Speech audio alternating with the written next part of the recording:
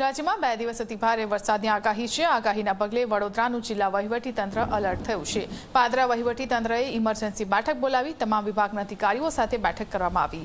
અધિકારીઓને વિવિધ સૂચનો પણ આપવામાં આવ્યા છે। મહીસાગર નદી કાંઠાના લોકોનું સ્થળાંતર કરવાની કાર્યવાહી કરાઈ છે। અધિકારીઓને હેડક્વાર્ટર ન છોડવા આદેશ અપાયા છે।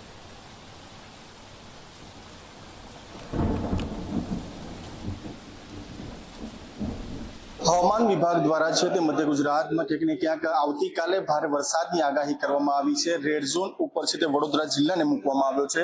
તેમાં ખાસ કરીને વાત કરીએ તો વડોદરા જિલ્લાના પાદરા તાલુકામાં પણ અતિ ભારે વરસાદ વરસી શકે તે પ્રકારની શક્યતાઓ હાલ છે તે વ્યક્ત કરવામાં આવી છે। તેવામાં હાલ જોઈ શકાય છે કે હાલ પાદરા તાલુકા વહીવટી તંત્ર દ્વારા છે તે તાત્કાલિક ધોરણે એક મહત્વની બેઠક બોલાવવામાં આવી હતી, જેમાં હાલ ચર્ચાઓ કરવામાં આવી રહી છે।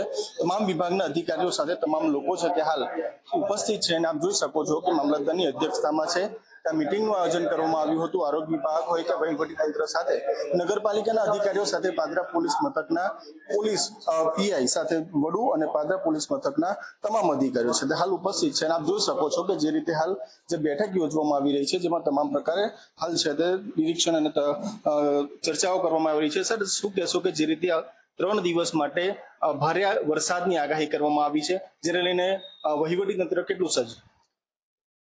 સંભવિત વાવાઝોડા અને અતિ ભારે વરસાદને ધ્યાને લઈને આજ રોજ સવારે માન્ય કલેક્ટર સાહેબશ્રીએ તમામ મામલતદારશ્રીઓ, પ્રાંતશ્રીઓ અને સંબંધિત લાઇન ડિપાર્ટમેન્ટ જોડે એક વિડીયો કોન્ફરન્સ કરીને જે સંભવિત વાવાઝોડું કે વરસાદ છે એના માટે તમામ લાઇન ડિપાર્ટમેન્ટને તકેદારીના પગલાં અગાઉથી અગમચેતીના પગલાં ભરવા માટે જણાવેલ છે। જે અનુસંધાને સવારે પણ પ્રાંત અધિકારી શ્રી સાહેબ, ડીએસઓ સાહેબ અને કલેક્ટર સાહેબે જે મિટિંગમાં જે અમને સૂચનો કર્યા છે એ પ્રમાણે અમારા તાલુકા કક્ષાના જે લાઇન ડિપાર્ટમેન્ટ છે એ લોકો સાથે અમે સઘન ચર્ચા કરી ભારે વરસાદ અને વાવાઝોડાની પરિસ્થિતિમાં કોઈ જાનહાનિ ના થાય એના માટે તમામ પગલાં ભરવા માટે સંબંધિત વિભાગોને ચર્ચા કરીને એના અને અગમચેતીના પગલાં ભરવા જણાવવામાં આવેલ છે અને એ જ કાર્યવાહી હાલ ચાલુ છે, જેથી આપણે વરસાદને લીધે કોઈ જાનહાનિ આપણા તાલુકામાં થાય ના।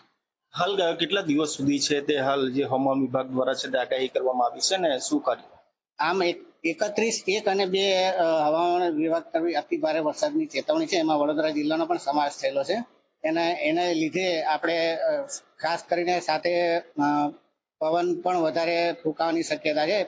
45 થી 50 કિલોમીટરની પર આવરની એની સ્પીડ છે, એટલે એ ધ્યાને લેતા આપણે સંબંધિત વિભાગોને રસ્તા પરના વૃક્ષો જે જોખમ રૂપ હોય એવા પણ આપણે હટાવી લેવા માટે સૂચના